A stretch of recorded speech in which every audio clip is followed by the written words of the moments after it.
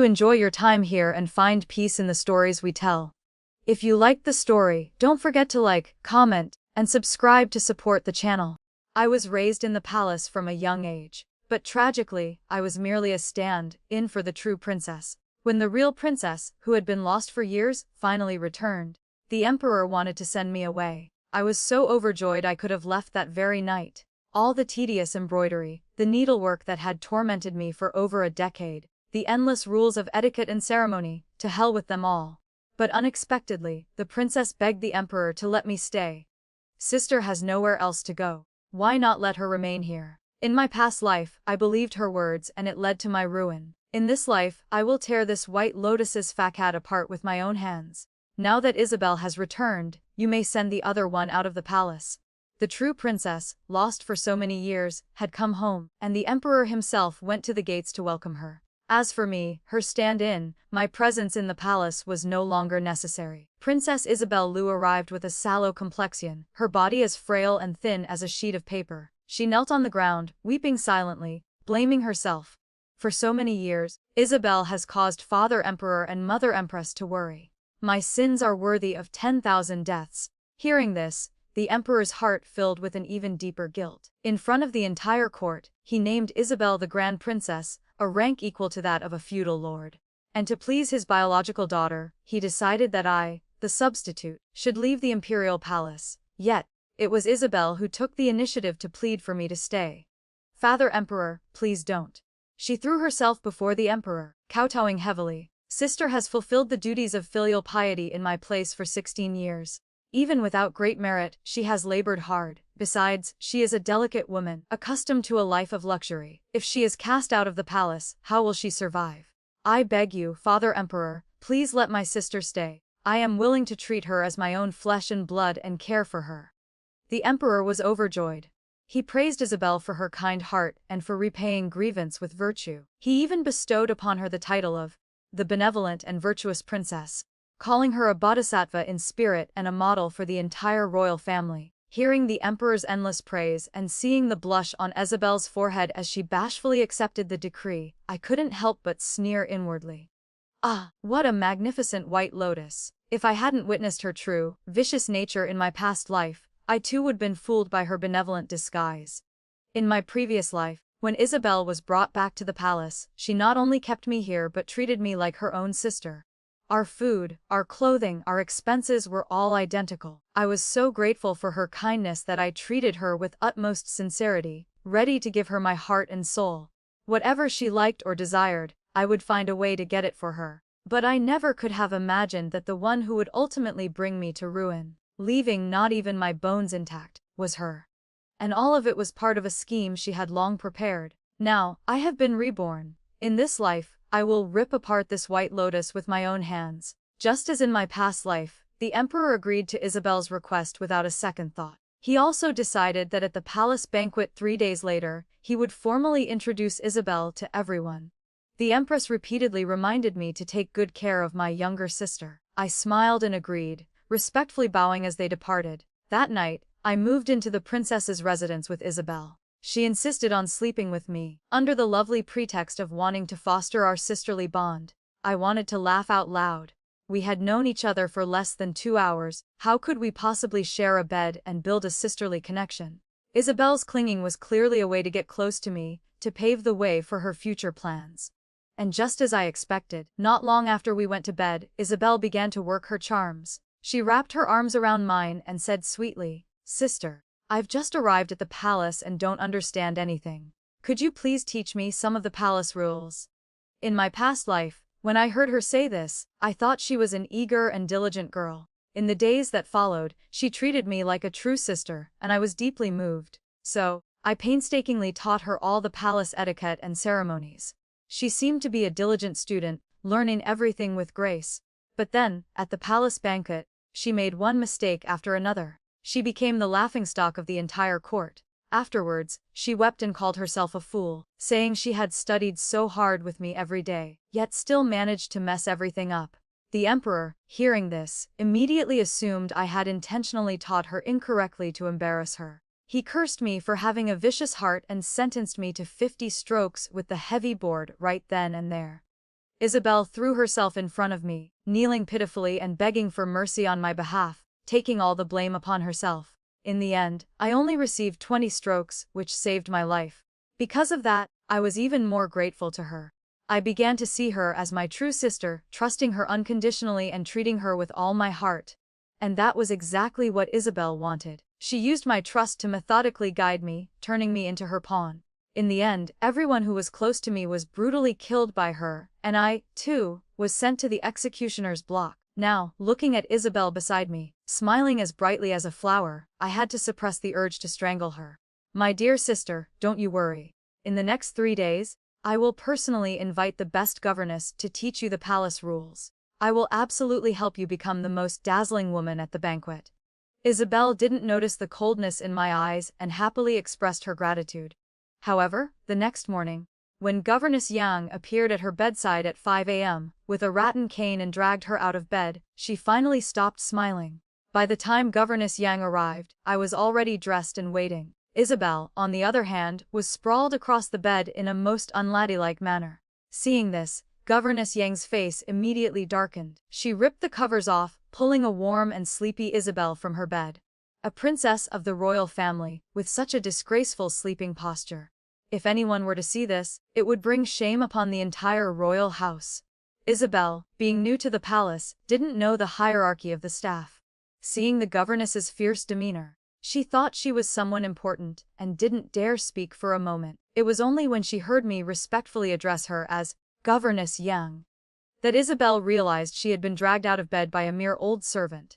Her expression instantly soured. What she didn't know was that Governess Yang was no ordinary palace staff. She was the governess who had entered the palace with the Empress Dowager and had personally taught court etiquette to 2 generations of empresses. Even the emperor had to treat her with 3 parts courtesy.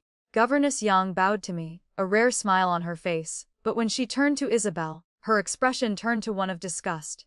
I am here under orders to teach the princess palace etiquette. Your Highness, if you please. Ever since Isabel returned to the palace, she had been coddled and pampered by everyone, afraid she would be the slightest bit unhappy. Suddenly being treated so coldly by Governess Yang, she was displeased. But on the surface, she still put on an act. Sister, I heard your knowledge of palace etiquette is the best. I want to learn from you. Isabel, Governess Yang is an esteemed elder who served the Empress Dowager. Even I was taught by her for a long time to become as I am today. You must cherish this opportunity. Before Isabel could finish, I cut her off, deliberately mentioning the governess's background. As expected, the moment Isabel heard that Governess Yang was from the Empress Dowager's side, she immediately changed her mind. Even her smile seemed 2 parts more sincere. If sister says the governess is good, then I shall trouble the governess to instruct me. Governess Yang replied with a cool, I wouldn't dare. Then signaled to the palace maids. They immediately brought in an array of magnificent silks and jewels to dress and adorn Isabel. Isabel's eyes lit up, and she instinctively reached out to touch the fine silk. Swish! The cane struck Isabel's soft hand with vicious force. She cried out, yanking her hand back, her eyes wide with disbelief as she stared at Governess Yang. The governess, however, remained utterly indifferent. Come here? Isabel was flustered. A mere governess dared to strike a princess. What else would she not dare to do? She gripped my arm tightly, refusing to let go, tears welling in her eyes as she begged me to save her, saying she no longer wanted to learn etiquette from Governess Yang. Seeing Isabel, who clearly wanted to snatch the cane and beat Governess Yang but was forcing herself to hold back, I was delighted. On my face, however, I feigned anxiety. Governess, my sister has a delicate constitution and cannot withstand physical punishment. If she does not wish to learn these rules, perhaps we should just let it be. At worst, we just won't attend the banquet. As soon as I said this, I felt the grip on my arm loosen, her struggles becoming less frantic. Governess Yang gave Isabel no chance to back out. She ordered the maids to pull her away and continue dressing her. Isabel was clearly resisting. That wouldn't do. If she didn't obediently learn these palace rules, how could I watch the grand play that was to follow? I quickly gave her a look, signaling her to be still and not move. As a princess, all she needed to do was enjoy being served by the palace staff. Isabel received my hint and gave me a grateful nod. Seeing her naive and cautious look, I secretly chuckled. Did she really think that by standing still, she wouldn't be punished? How could that be? The sharp cracks of the cane echoed through the palace, followed by piercing screams and trembling sobs. Her posture was wrong, her hand gestures were wrong, her expression was wrong. Even crying out while being struck became a reason for more punishment. After nearly an hour, Isabel's body was covered in black and blue bruises, a truly pitiful sight. I looked at the wounds on her body, only wishing I could have done it myself. If I had, I'm certain it would have been even more satisfying than this. However, a game must be played slowly. I couldn't destroy her all at once. So, I pretended to have just realized what was happening and rushed to Governess Yang's side to speak up for Isabel. Lin Xiao knows the governess is acting out of concern for the royal family's dignity, which is why you are so strict with my sister. But she has just returned to the palace and doesn't understand many things. Perhaps that is enough for today's lesson. Governess Yang looked at me, then at Isabel. She brandished her cane and left with a single sentence. Wah, continue after lunch. Isabel, who had thought she was finally free, couldn't catch her breath upon hearing those words. Her eyes rolled back, and she fainted dead away. I quickly had her carried to bed and sent maids to summon the royal physician and inform the empress. Once everyone had left, I slowly took out an ointment that Governess Yang had secretly passed to me and carefully applied it to Isabel's wounds. The rattan cane and the ointment were specially made. The cane would leave marks, but it wouldn't cause much pain. However, once combined with the special ointment, the marks would vanish instantly, leaving no trace. After a short while, the wounds would begin to burn with an intense, itching pain, a torment that made one feel better off dead. This was a secret method used by the palace elders to discipline disobedient servants while preventing their masters from finding out. As for why I chose Governess Yang, besides the fact that she had taught me for several years when I was a child, and we shared a teacher-student bond, the main reason I trusted her to help me was because in my past life, she saved my life. She died for me. In that life, Governess Yang had offended Isabel because of me, and in the end, Isabel had her whipped to death. This time, Governess Yang could finally use the same method to exact her revenge. The doors to the chamber burst open. Dressed in Isabel's clothes, I knelt calmly on the floor. The moment the person entered, I pinched my own thigh hard, the pain forcing tears from my eyes. Mother Empress, it is Eleanor's fault. I failed to take good care of my sister. The Empress didn't even spare me a glance, her only concern being her pure and innocent daughter. Isabel, how are you? I rubbed my thigh, regretting that I had pinched it too hard. Perhaps the Empress's loving words were too powerful. As Isabel's eyelashes fluttered and she slowly opened her eyes. The moment they opened, tears streamed down her face, a look of profound grievance upon her. Mother Empress, it hurts. The Empress's heart ached. It's all right. Mother will have the royal physicians look at you. The Empress gave her orders, and a procession of maids and physicians from the Royal Medical Academy filed in. Upon seeing the Empress, they all knelt in unison. We pay our respects to the Empress. I glanced over. There were at least 6 or 7 physicians alone. Anyone who didn't know better would think the Emperor was on his deathbed. The Empress clearly realized this as well, and her face darkened. Only Isabel remained blissfully unaware, thinking this was a sign of how important she was. Her complexion even seemed a bit rosier than before. Since the physicians were already here, she couldn't just send them away. The Empress moved to a seat and had them examine Isabel. The examination revealed something that made the physicians' faces change instantly.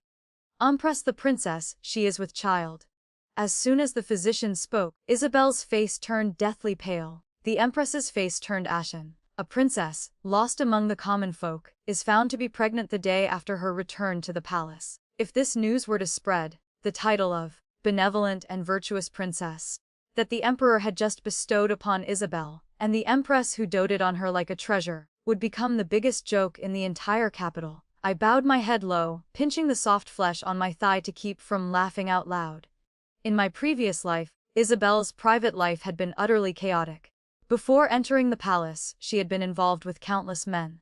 After discovering her pregnancy, she did everything in her power to get rid of the child, and along with it, she got rid of the physicians who had diagnosed her. If it hadn't been for the sudden disappearance of several physicians from the Royal Medical Academy around the time of the banquet, I would never have discovered any clues. At that time, my trust in Isabel was absolute. When she told me the physicians had requested to go among the common people to treat the sick and accumulate blessings for the royal family, I believed her. It wasn't until the Empress Dowager's pet dog dug up a corpse in the flower garden that the Emperor ordered an investigation.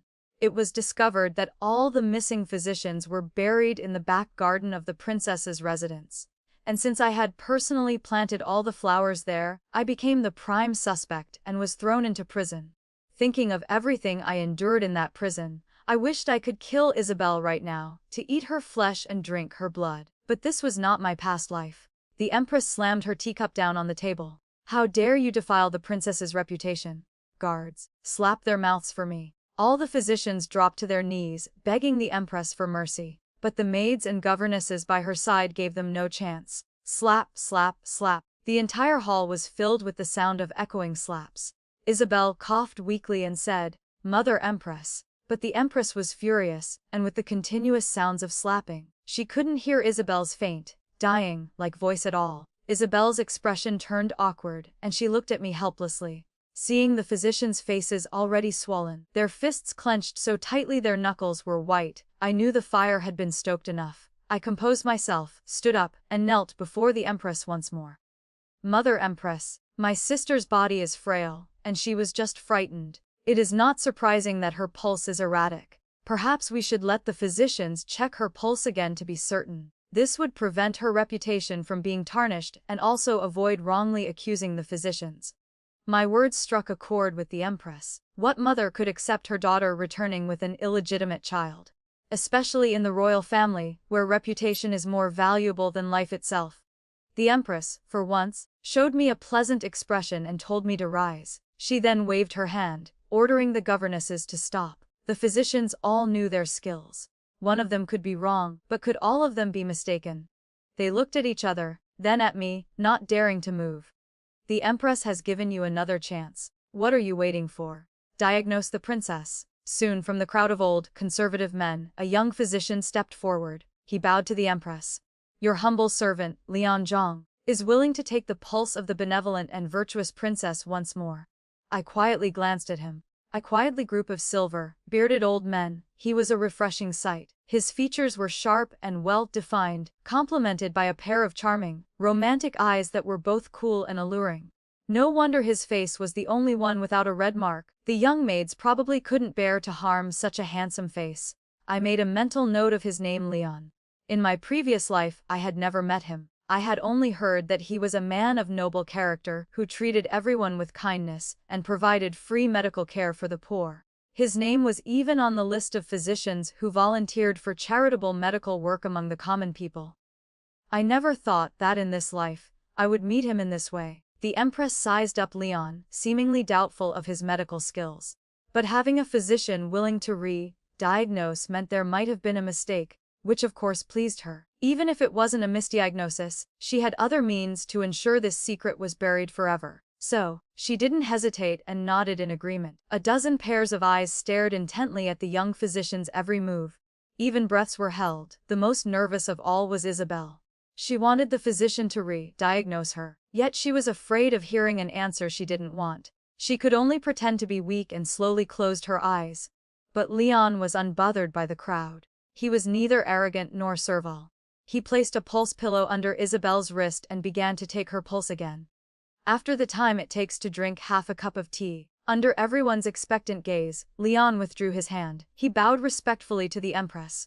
"Your humble servant is untalented." The princess was indeed frightened, which caused her pulse to become chaotic, leading to the misdiagnosis of pregnancy. Her pulse has now stabilized. A few doses of calming medicine should be enough for a full recovery. I raised an eyebrow slightly, carefully observing this young physician. If I didn't already know Isabel's true nature, I might have actually been intimidated by his convincing performance. The expressions on the old physicians' faces were even more vivid. They all clamored to take her pulse again. The Empress, wanting to completely dispel any suspicion, agreed to all of them.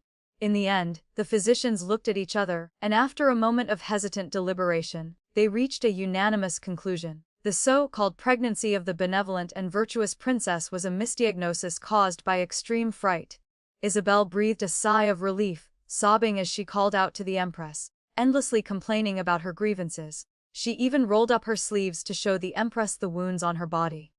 But on her smooth, fair skin, There wasn't even a single red dot. The Empress looked like a fool who had been played with.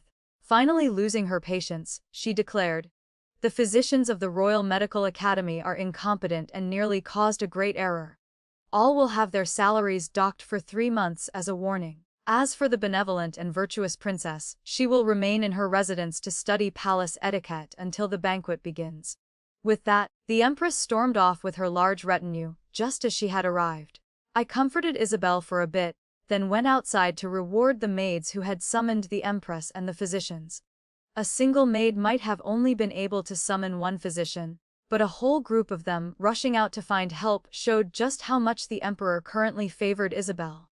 How could that not make those old men at the Royal Medical Academy anxious? So, sometimes, an excess of favor is not necessarily a good thing. After taking care of that, I clapped my hands and headed towards the back garden. Suddenly, a tall figure blocked my path. The man clasped his hands and bowed respectfully to me. "I thank the princess for saving my life today." I looked at his serious expression and covered my mouth with a smile. "Dr. Zhong, what is the meaning of this? How could Eleanor have saved your life?" Leon stood up straight, his calm eyes meeting mine. "If it were not for the princess's reminder, I fear that everyone who entered the princess's residence today would not have escaped with their lives. If the princess has any request in the future, Leon, will certainly do everything in my power to assist."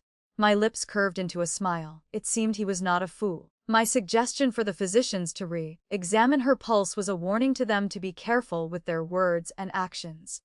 If they understood the hidden meaning in my words, I would have saved their lives, and they would owe me a favor. If they didn't understand, then it was their own foolishness, their fate. I just hadn't expected the most intelligent among them to be him. But I had never interacted with him in my past life.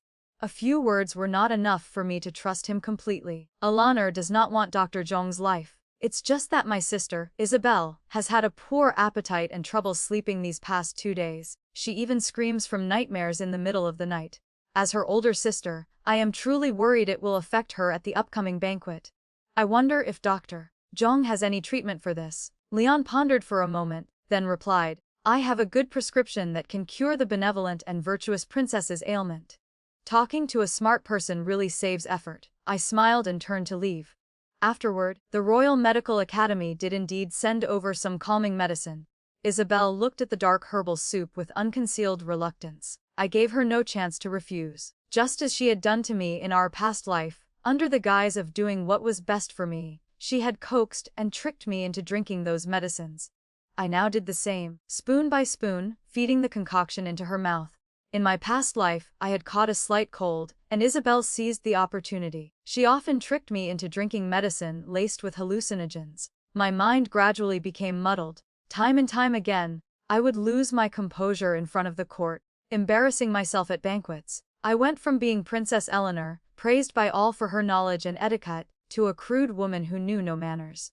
In the end, not only did the Emperor and Empress, who already disliked me, grow to detest me, but even the Empress Dowager, who loved me most, began to be disappointed in me. When the guards dug up corpse after corpse, dressed in the uniforms of physicians and palace staff, from beneath the flowers I had planted, my mind finally shattered. The Emperor threw me into prison, and it was Isabel herself who pushed me into a cell with filthy death row inmates, leaving a mark of shame upon me. I cried and struggled, screaming that I was innocent. I begged to see the Emperor, the Empress Dowager, but to no avail. So I asked to see Governess Yang just once. She came, bearing a message from the Empress Dowager. She said the Empress Dowager didn't believe I would kill anyone and told me to hold on, to never confess. She promised she would clear my name. I gritted my teeth and endured endless humiliation and suffering. I waited for months, only to be met with the sight of Governess Yang's dead body. Isabel pointed to the bloody whip marks on the governess's body and giggled, telling me it was all her gift to me, that I had been the one to cause Governess Yang's death. I knew she wanted me to completely break down, to destroy my will to live. But I wouldn't give her the satisfaction. As long as the Empress Dowager was alive, I still had hope. I refused to believe that a princess who had appeared out of nowhere could have the power to defy the Empress Dowager.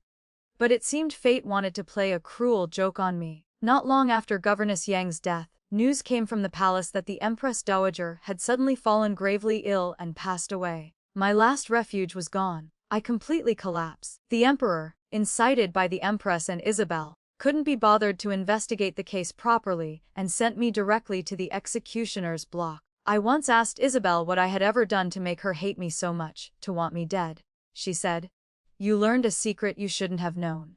After being reborn, I have countless times tried to recall what secret of Isabel's I could have possibly known that would make her hate me so much, that would drive her to ensure my death, but no matter how many times I replayed my memories, I could find no answer.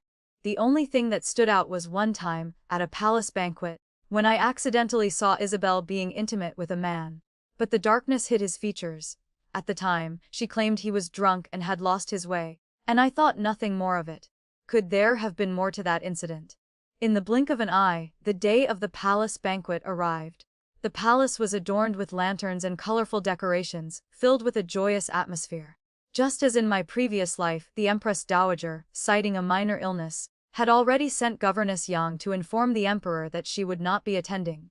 This time, besides the palace concubines, the court ministers and their families were also in attendance. Isabel deliberately chose a splendid and exquisite palace gown. Her features already bore a 70% resemblance to the Empress, and after being tutored by Governess Yang, she looked even more the part. I, on the other hand, was exceedingly modest, choosing a simple, elegant dress. After paying my respects to the Emperor and Empress, I quietly found my seat. Isabel, citing the need to follow protocol, deliberately walked behind me. The moment she entered the grand hall, she captured everyone's attention. I raised my cup of wine, using my sleeve to shield my face as I observed the crowd's reaction. While everyone was stunned by the resemblance between Isabel and the Empress, only the Prime Minister's son, Caden Liu, seated second on the left, stared at Isabel with an intensity that resembled a hungry wolf, as if he wanted to pounce on her and strip her bare right then and there. A slight smile played on my lips. Found him. After identifying my target, I was no longer in a hurry. I casually dropped the medicinal powder that Leon had given me the night before into Isabel's wine cup. Isabel basked in the attention, gracefully bowing to the Emperor and Empress. Isabel pays her respects to Father Emperor and Mother Empress. May you both be blessed with eternal fortune and longevity. May the great Liang dynasty prosper and enjoy everlasting peace. The Emperor, seeing her dignified and graceful demeanor, was immensely pleased. He immediately announced Isabel's identity and rewarded her with dozens of rolls of priceless cloud, patterned brocade, along with gold, silver, and precious jewels. Not to be outdone, the Empress said, "I have not prepared anything special, so I will gift this hairpin to you." With that, the Empress removed the pure gold phoenix hairpin from her own hair and handed it to Isabel. I had heard that hairpin was commissioned by the Emperor and took artisans months to create as a special birthday gift for the Empress. Every detail, every feather, was lifelike. Even the gems inlaid in the phoenix's eyes were the finest rubies, tribute from a foreign land across the sea. This phoenix hairpin was the only one of its kind in the entire empire, truly unique. Although Isabel didn't know its history, being rewarded in front of everyone and seeing the envious and jealous expressions of the other concubines and princesses filled her with immense pride. After giving her thanks, she hastily fastened it into her hair. Her makeup and hairstyle were already perfectly balanced, but the addition of the golden hairpin ruined the original beauty, making her look garish and vulgar. It's true what they say. Even if one rises to a high station and lives a life of luxury, old habits from one's core will always remain. With the slightest lapse in attention, one's true colors will be revealed. The noble ladies in attendance no longer felt envy, merely covering their mouths to giggle discreetly. Isabel, however, was completely oblivious. She sat next to me and said with false concern, "Sister, Father Emperor and Mother Empress have given me so many gifts. You won't be unhappy, will you? If you are, I will give them all to you." I handed her the cup of wine, smiling as I cut her off. How could I be? Father Emperor and Mother Empress dote on you, and I couldn't be happier for you. Come, let me congratulate you on your dazzling debut today. I toast to you. Isabel glanced at the wine in my hand, which was about to spill over, and decisively picked up the cup on the table that I had already sipped from. Sister, the wine in that cup you were just drinking from seems very delicious. I will use this one to toast with you. I smiled. Just as Isabel was about to drink the doctored wine, a man's voice suddenly sounded beside us. Azure. Isabel jumped as if startled, her whole body trembling. The wine cup clattered to the floor. Isabel probably never expected to hear that name at a palace banquet. The panic on her face was impossible to hide and was seen by everyone nearby. As for me, I looked at the shattered cup on the ground, mourning the special medicine Leon had procured for me. Then I looked up at the newcomer and voiced the question on everyone's mind. Young Master Liu, have you mistaken her for someone else? Why would you call Isabel Azure? Caden scoffed. I, your humble servant, have known countless women. How could I possibly be mistaken, sister? Isabel's face went pale. She shrieked, her sharp voice piercing through the celebratory music of the banquet. The lively atmosphere froze for a moment. Even the dancers paused their movements. The emperor looked over. What is going on? Why is there shouting at a palace banquet? Ah yes. While the emperor doted on Isabel, like the empress dowager, he was a man who prized etiquette and decorum above all else. As a member of the royal family, one could do as they pleased in private, but to lose one's composure in front of everyone was an unforgivable offense. Isabel knew this well and immediately adopted a pitiful look. Father Emperor, just now, when sister and I were toasting, I was careless and knocked over my cup, soiling clothes. I was startled, which is why, in my past life, I trusted Isabel completely and never thought deeply about her words. But thinking back now, every time there was an accident, Isabel always managed to shift all the blame onto me with just a few words. As expected, upon hearing Isabel's explanation, the emperor's eyes darkened. Eleanor, if you are not feeling well, you should return to your chambers and rest.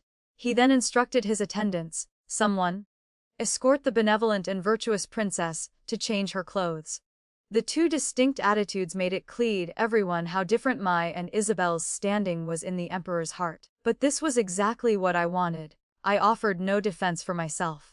After bowing, I turned and walked back to the princess's residence amidst the whispers of the crowd. As I passed through the imperial garden, I suddenly remembered that I had left my handkerchief at the banquet. I instructed a maid to go back and fetch it for me. The moment the maid left, Leon emerged from behind a nearby rockery. Princess, has everything been investigated? It has. Leon took a piece of paper from his sleeve. On it was a record of everything Isabel had experienced before returning to the palace. As expected, Isabel had spent several years in the red light district under the name Azure. At the height of her popularity, she was arrested for stealing from a client. But then, for some unknown reason, the local magistrate released her without even an interrogation. Soon after, Isabel was welcomed back to the palace, transforming into the benevolent and virtuous princess who had been missing for 16 years. I scanned the list of Isabel's clients. Caden Liu's name was right at the top. Caden was a notorious playboy who had boasted of visiting every brothel in the Great Liang dynasty. It would have been more surprising if his name wasn't on the list. But it was another, vaguely familiar name that caught my attention. Ruilu. Leon noticed my gaze. This person visited a total of 3 times. Each time, he wore a cloak to conceal his face and would leave at midnight. According to the madam, he spoke with a capital city accent and was around 40 years old. As Leon spoke, an image flashed through my mind. It was as if, in my past life, I had heard a woman affectionately call out name, Rui. Just as I was trying to recall the memory, I caught a glimpse of 2 figures, one after the other, heading in our direction. I quickly grabbed Leon's hand and pulled him behind the rockery. Soon, the 2 people drew near and went straight into the rockery. After a few rustling sounds, there was nothing but heavy breathing. I peeked my head out, but as soon as I saw the 2 figures, Leon covered my eyes and pulled me back. The warmth of his palm against my skin, the faint scent of herbs from his clothes, every sensation reminded me that this was a man. I was hiding behind a rockery with an unrelated man, listening to others in a secret tryst. The realization made me freeze for a second. Leon also seemed to realize the impropriety and quickly withdrew his hand. I turned to look at him. In the moonlight, his handsome face was tinged with a slight blush. His bright, dark eyes stared at me silently. Before I could decipher the meaning in them, a blood-curdling scream suddenly came from within the rockery. I ignored Leon's reaction and quickly looked inside. I saw Isabel, her clothes in disarray, lunging at Caden. In her hand, she held her hairpin high, stabbing it again and again into Caden's neck and chest. Caden struggled, trying to call for help, but the moment he opened his mouth, blood gushed out, quickly staining both their clothes. Isabel, however, seemed oblivious, her expression wild as she screamed, D. Everything was going according to my plan. The sight of Isabel frantically stabbing Caden was witnessed by the maid who had returned with my handkerchief. The maid was scared out of her wits and ran back to the banquet hall to get help. The emperor looked at Isabel, her clothes disheveled and covered in blood, collapsed over Cadden's body, his face turning a sickly green. Faced with such a scandal, the ministers and noblewomen all bowed their heads in silence. Only Prime Minister Liu didn't care. He rushed forward, shoved Isabel aside, and cradled Cadden in his arms, crying out in anguish, "Cadden." The shove from the Prime Minister snapped Isabel back to her senses. Seeing the situation around her, she crawled to the Emperor's feet and frantically explained, "No, it's not like that. Father Emperor, I saw young Master Liu lying motionless here, and I just wanted to see what was wrong. It wasn't me." Isabel once again put on her innocent, sweet, and harmless expression. If I hadn't witnessed the entire thing, I might have actually been fooled by her act. I had to admire her quick thinking and her ability to lie without blinking. The Emperor was clearly hesitating. After all, by the time they arrived, the drug in Isabel's system had worn off. They hadn't seen the true madness of her attack. The Empress saw this and chimed in at the right moment. "Isabel is such a gentle girl. How could she possibly harm Cadden? It's possible the maid saw wrong. This matter must be investigated thoroughly to avoid wronging Isabel." The maid who had raised the alarm went weak in the knees. Before the Empress could even signal, palace attendants had already seized her and dragged her away. My heart skipped a beat. I had a bad feeling. Sure enough, the Emperor seemed to let out a sigh of relief. He ordered Isabel to be confined to the princess's residence until the investigation was complete. He then had Cadden carried to the Hall of Serenity and summoned the royal physicians. I hid in the shadows, quietly watching the scene unfold. A grand banquet had turned into a farce. Compared to my loss of composure in my past life, Isabel's downfall this time was truly a public disgrace. Although the Emperor didn't convict her directly, for a princess to be found with a man, clothes in disarray, in a rockery was enough to make her the laughingstock of the entire imperial court. But it wasn't enough. Not nearly enough.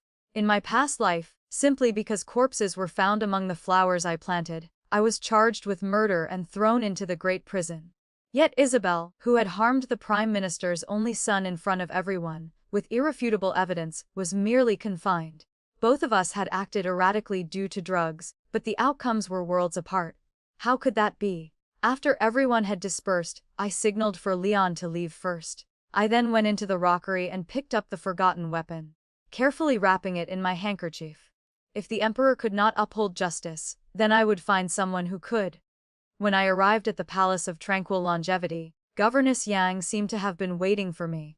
Without a word, she led me into the Empress Dowager's chambers. The Empress Dowager had always been meticulous about etiquette. Even waking in the middle of the night, she was impeccably dressed, her hair perfectly coiffed. Just one glance at her, and my eyes welled up, tears threatening to fall. This was the only person who had trusted me in my past life, who had loved me since I was a child. Yet I never even got to see her one last time. I bowed low, a deep and formal bow that carried the weight of my past life as well. After I finished, the Empress Dowager beckoned to me. "My dear Eleanor, come here. Come to my side." I did as she said, sitting by her bed and affectionately calling out, "Grandmother." The Empress Dowager stroked my hair. "Instead of resting in your own chambers so late at night, you've come to my place. Is there something you wish to tell me?" There was so much I wanted to say. All the grievances, the unwillingness, the hatred of my past life. And in this life, despite all my efforts, I still hadn't found the answers. There were so many words I wanted to speak, but none of them could be said to the old woman before me. I glanced at Governess Yang. She stood quietly to the side, her head bowed and hands clasped. I suddenly remembered that I had invited her to teach Isabel etiquette without consulting the Empress Dowager first. The Empress Dowager might not ask, but I had to bring it up. "Grandmother, Eleanor acted on her own and invited Governess Yang to teach Isabel etiquette without discussing it with you first. I caused her to suffer a great deal. Please punish me, Grandmother." The Empress Dowager didn't seem angry at all. "Oh, so you do know to speak of this to me." Eleanor was a little jealous of my sister. Since she arrived, Father Emperor and Mother Empress have grown even more wary of me.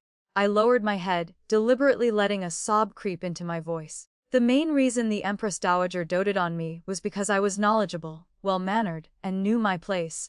To suddenly show this petty, pitiful side to her, she immediately felt I had been greatly wronged. She took my hand and patted it. "Jade must be carved to become a masterpiece. If she cannot endure this little bit of hardship, then she is not worthy of being a princess of the great Liang dynasty. Rest assured, even if the emperor and empress do not favor you, you are still the princess I love most. I will not let you suffer any injustice. The Empress Dowager then changed the subject, looking at me with deep meaning. But my child, don't you try to change the subject. Tell me what happened at the banquet tonight. Of course. What the Empress Dowager was really waiting for was the story of the banquet. I didn't know how much she already knew. Was she testing me, or did she simply want to hear my account? After a moment's hesitation, I omitted the part about my meeting with Leon and recounted the events from beginning to end. Finally, I took out the blood-stained hairpin. Grandmother, Eleanor does not understand grand principles. I only know that even the Son of Heaven is subject to the law, the same as a commoner. Tonight, the Prime Minister's son was grievously injured within the palace walls, his life uncertain. Yet the culprit roams free. I hope grandmother will step forward and uphold justice. The Empress Dowager calmly looked at the exquisitely carved phoenix hairpin in my hand and sighed softly. Eleanor, you live in the house of the Emperor. You must understand that the word justice has always been whatever the Emperor says it is. I know, grandmother, but I refuse to accept this fate. This was perhaps the most honest and most rebellious thing I had ever said in my past life. Since I had been reborn, how could I simply accept my fate? Even if the Emperor and Empress were determined to protect Isabel, I would find a way to drag her down. I knew in my heart that if the Empress Dowager took on this matter, it would mean confronting the Emperor. She was my grandmother, but she was also Isabel's grandmother. I was taking a gamble on whether she would, as she did in my past life, steadfastly trust me and stand by my side. I was prepared for the Empress Dowager to turn me away. But to my surprise, not only did she not scold me, but she smiled softly, a hint of approval in her eyes. Spoken like a girl, I raised myself. If you will not accept fate, then I shall grant you justice. Governess Yang's expression also relaxed. She stepped forward to take the hairpin and said, as if by chance, but the Prime Minister has only one son. If he is lost just like that, without any explanation, it would truly be unacceptable. The Empress Dowager scoffed. What virtue does that Rilu have? Does he really think I know nothing? If it weren't for Eleanor speaking up, his son's death would be nothing more than ridding the world of a pest. Her simple words struck me like a bolt of lightning.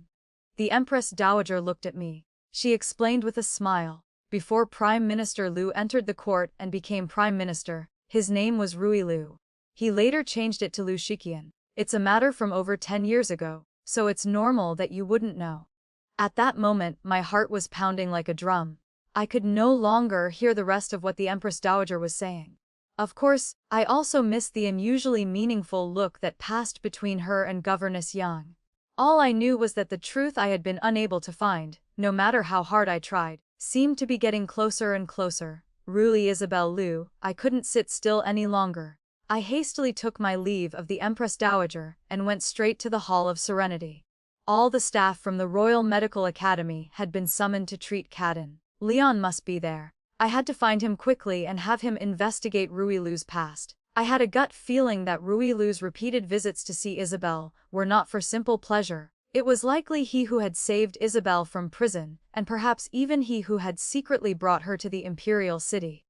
With Leon's connections among the common people, investigating such a matter would be as easy as flipping his hand. However, before I could find Leon, I stumbled upon the Empress and Prime Minister Liu arguing in hushed tones in a corner outside the hall. The Prime Minister's face was ashen as he tried to suppress his emotions. The Empress was constantly trying to calm him.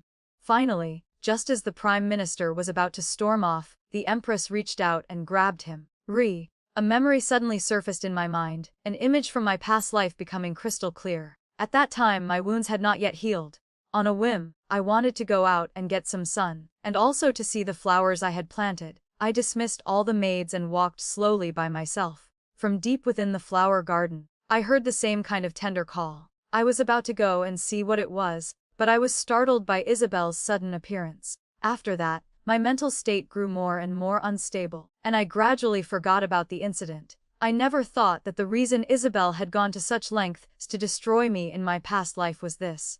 For a moment, I suddenly wanted to laugh. So, Isabel was not the Emperor's biological daughter at all. Her real father was Prime Minister Liu, and simply because of a conversation I couldn't even remember, was targeted by Isabel and the Empress, who did everything in their power to push me to my death. If it weren't for the fact that I still held the title of princess and had the Empress Dowager backing me, would I, like those corpses in the flower garden, have silently disappeared from this world long ago? If, in this life, I hadn't taken the initiative to ask Governess Yang to come out of retirement and personally teach Isabel etiquette, disrupting the course of my past life, would I have walked right into the elaborate trap they had set for me, completely unaware? Thinking of this, a chill ran down my spine, and I shivered uncontrollably. But thankfully, I didn't just sit and wait for death. I looked at the intimate pair not far away, then quietly turned and left. I then went to the Hall of Serenity and found Leon. I only said one thing to him. Ruilu is Prime Minister Lu's former name. A look of surprise flashed across Leon's face, but he quickly regained his composure. After bowing to me, he immediately left. I looked at the brightly lit Hall of Serenity and heard the Emperor's furious roars from within. I knew someone was not going to make it through the night. Early the next morning, news came from the Hall of Serenity. Caden's injuries were too severe, and he could not be saved. When Isabel heard the news, her face turned deathly pale. She grabbed my hand and begged repeatedly, "Sister, save me. I didn't kill him. It really wasn't me." I fought the urge to ignore her and said with difficulty, "My dear sister, it's not that I don't want to help you, but so many people saw what happened last night. I am truly powerless." "No. Sister, you can." Isabel seemed to be grasping at a final straw, her expression growing frantic. "As long as you tell Father Emperor that you were the one who went into the rockery with Caden, he will definitely believe me. Listen to what my dear sister is saying. To clear her own name, she wants me to trample on my own reputation. This unrepentant look of hers truly makes me want to rip off her mask and expose her completely to the world." I was genuinely curious how she could say such shameless words. I pretended to be shocked and angry. "Sister, you want me to trade my reputation for your innocence? Have you ever thought about what I would face?" Her eyes flickered. "Sister, don't be afraid. Doesn't the Empress Dowager love you the most? As long as you and I go and beg her, she will definitely protect you." Once I told the Emperor that I was the one who went into the rockery with Kaiden, I would truly be putting my own head on the chopping block. I wanted to talk with Isabel a little more, to see what other shocking things she could say. But a eunuch's voice suddenly came from outside, announcing a decree. He ordered both Isabel and me to go to the Hall of Serenity. After receiving the decree, Isabel fell silent and no longer pestered me to save her. I watched her, wondering what new scheme she was plotting, and remained on my guard. In the Hall of Serenity, the Emperor sat at the head, with the Empress and Prime Minister Lu standing on either side. In the middle knelt a young maid. It was the same maid who had caught Isabel attacking Kaden. In just one night, the Prime Minister's hair had turned white. His figure was stooped, as if he might collapse at any moment. It was understandable.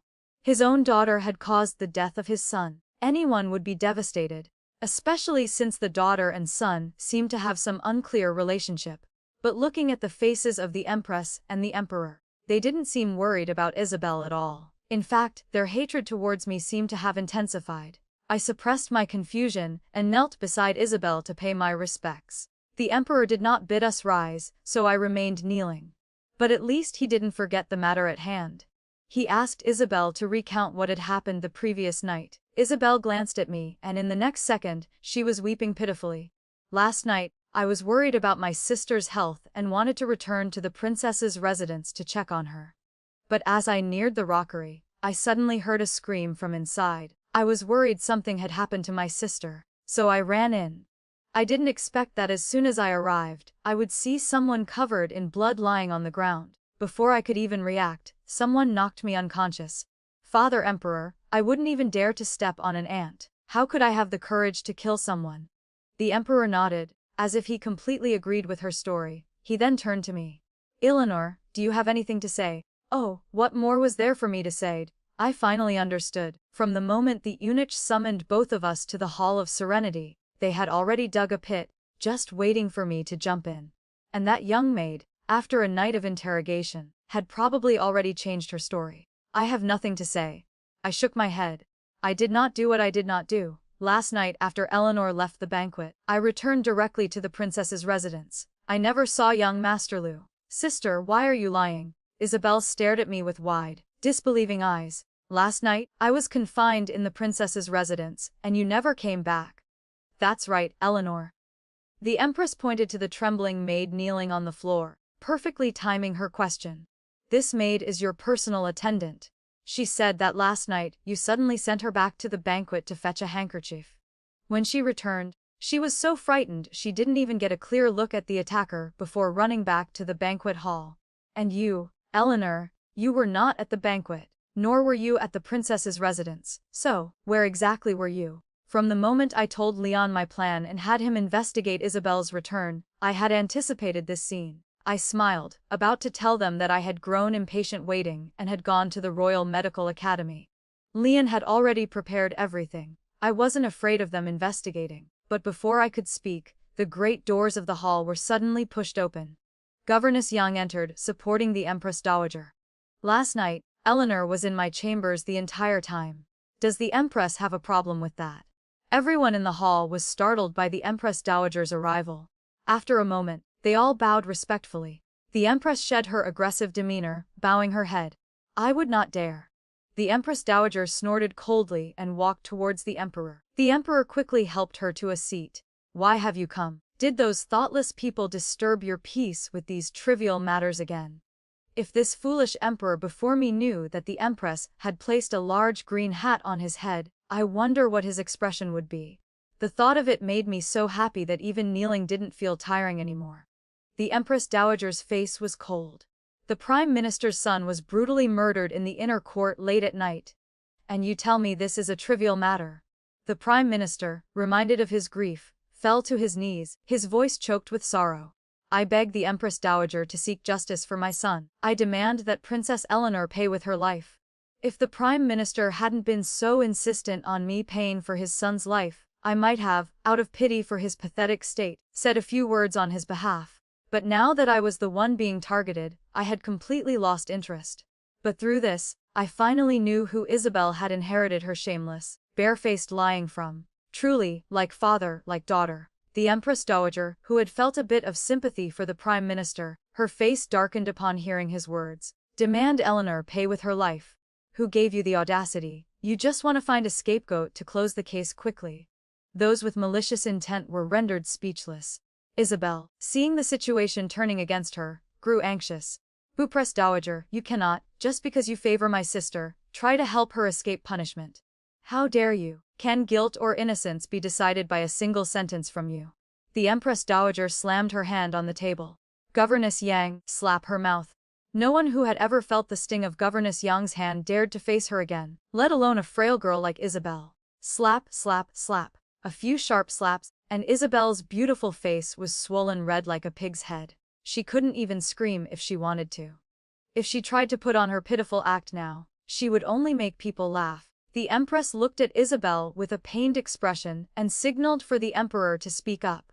The Emperor had just cleared his throat when the Empress Dowager waved her hand, signaling Governess Yang to stop. Bring the person in. Governess Yang bowed, tossed Isabel aside, and opened the doors again. Leon entered, leading a small, unfamiliar boy. I looked at him quizzically, then at the boy. He just shook his head slightly, then bowed to the Empress Dowager and the Emperor. The boy saw the kneeling maid and immediately rushed to her. Sister. The maid hugged the boy tightly, her face streaked with tears. She kowtowed repeatedly. I'll talk. I'll tell everything. Last night, the moonlight was bright. I saw it clearly. It was the benevolent and virtuous princess, holding a hairpin, stabbing young Master Lu over and over. And at the banquet, I personally heard young Master Lu call her Azure. The princess's face changed instant. You're lying. Isabel's face twisted and she lunged forward, trying to tear at the maid's mouth. Governess Yang, with a swift movement, pulled her back and threw her to the ground. Isabel cried out in pain, but no one dared to help her up. The Emperor, feeling utterly disgraced, turned to the innocent maid and roared, "Insolence! Do you know the penalty for deceiving the Emperor? Someone, take her!" Emperor. The Empress Dowager raised her hand, stopping him. She handed the blood-stained phoenix hairpin to Governess Yang. This hairpin was found by Governess Yang at the rockery. There is only one of its kind in the entire imperial court. I heard that last night. The Empress gifted this hairpin to Isabel. If the maid insists that Kaden was injured by a hairpin, then let Dr. Zhang confirm if this was indeed the weapon. Leon took the phoenix hairpin from Governess Yang's hand. He examined it closely, then sniffed the dried blood on it. After returning the hairpin to Governess Yang, he replied respectfully, "Your Majesties, the stain on the hairpin is indeed human blood. The fatal wound on young Master Lu's body, among a total of 13 wounds, matches the size of this object. This phoenix hairpin is the weapon that killed young Master Lu." Upon hearing this, the Prime Minister let out a loud cry. "My son!" He gasped for breath and fainted. Palace attendants immediately came in and carried him away with practiced efficiency. I was also stunned. It seemed I wasn't needed for today's drama after all. I knelt quietly to the side, watching Leon and the Empress Dowager, one leading, one following, present all the evidence before the Emperor. In that moment, the resentment and unwillingness in my heart seemed to slowly drain away, replaced by something else. Isabel glanced around, knowing she couldn't escape. Her eyes rolled back, and she tried to faint like the Prime Minister. But Leon calmly said, "The benevolent and virtuous princess is 3 months pregnant. With the recent series of shocks, it is indeed easy for her to faint." That one sentence shocked Isabel back to her senses, but it was the Empress who fainted. When the other physicians came forward to testify, I took a careful look. They were the same ones who had nearly lost their lives in the princess's residence before. All the evidence was laid out before the Emperor. A past in the red light district, a pregnancy brought into the palace, defiling the court, and murdering the Prime Minister's son. No matter how much the Emperor favored Isabel, he could not forgive her for these things. Oh, and when Leon recounted the affair between the Prime Minister and the Empress, along with Isabel's true date of birth, and told the Emperor everything, he finally couldn't bear it anymore. He immediately deposed the Empress, dismissed the Prime Minister, and imprisoned both their clans. As for Isabel, she was, of course, given special care by me. Just as in my past life, everything she had done to me, I returned to her in full, not missing a single thing. In that life, I was inside the prison, and she was outside. In this life, our positions were reversed. The one who went mad was her. Isabel still hadn't given up. She still tried to use her innocent, White Lotus appearance to get me to help her escape punishment. And being the kind person I am, how could I refuse her? So I opened the prison door and led her out, avoiding the guards. Just as Isabel thought she was about to be free, I pushed her into a cell full of death row inmates. Seeing the look of despair and disbelief on Isabel's face, I suddenly smiled. If one doesn't experience it themselves, they will never understand that feeling of being unable to live and able to die. Today, I finally saw that exquisite expression on Isabel Lu's face. My revenge was finally complete. As the frenzied inmates surrounded Isabel, a large, warm hand covered my eyes. "Don't look." The young physician's voice was still as clear and cool as ever, but for some reason, I heard a hint of warmth in it, and a slight tickle in my ear made it turn red. Leon covered my eyes with one hand and led me out with the other. On the long, bustling streets, Leon protected me by his side. I looked at his handsome profile, at his charming eyes, and asked the question that was on my mind. "How did you get involved with the Empress Dowager?" Leon explained. The Empress Dowager had long been suspicious of Isabel's identity. When she sent her people to investigate, they happened to run into my men. After that, the Empress Dowager summoned me. I suddenly remembered that night when Governess Yang was waiting for me outside the palace. The Empress Dowager had told others she was ill, yet she was fully dressed, waiting for me in her chambers. I suddenly seemed to understand something. Was Isabel really the Prime Minister's daughter? Does it matter? Leon looked at me, his voice a little deeper. "Eleanor, I am resigning from my post." It was the first time he had called me by my name. I should have been happy, but my heart felt a little sour. I nodded. "Oh," he continued, "I want to travel, to see the mountains and lakes of this world, the smoke from the chimneys of ordinary people. I also want to do something for the common folk." I still just nodded. "Oh." Leon stopped walking and looked at me calmly. "Don't you have anything to say to me?" I tilted my head. "What?" he said. "That night, at the rockery you took my hand." I thought back. It was true. At that time, to hide from Isabel and Caden, I had acted in a moment of panic and hadn't thought about the propriety between men and women. But that was so long ago. Why bring it up now? So. He seemed a little angry, his brow furrowing slightly.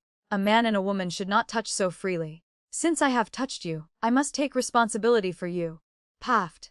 I couldn't help but laugh out loud. By that logic, he would have to take responsibility for every patient he had ever treated. But seeing the light in Leon's dark eyes gradually dim, My heart clenched for no reason. I took his large, warm hand in mine and, smiling, leaned close to his ear and said, "All right, you must take responsibility for me." This story serves as a profound lesson on the corrosive nature of deceit and the illusion of virtue within systems of power. It illustrates how naive trust can be a fatal weakness, leading to utter ruin. The true path to justice is not found in passive hope, but in meticulous strategy and the courage to dismantle the facades of others.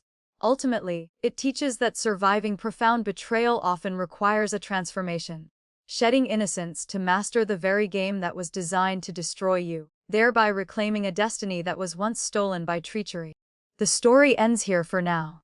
If it touched your heart or left you thinking, I'd love to hear your thoughts in the comments. Please like, subscribe, and share Raccoon Tale to help more stories come to life. See you in the next tale.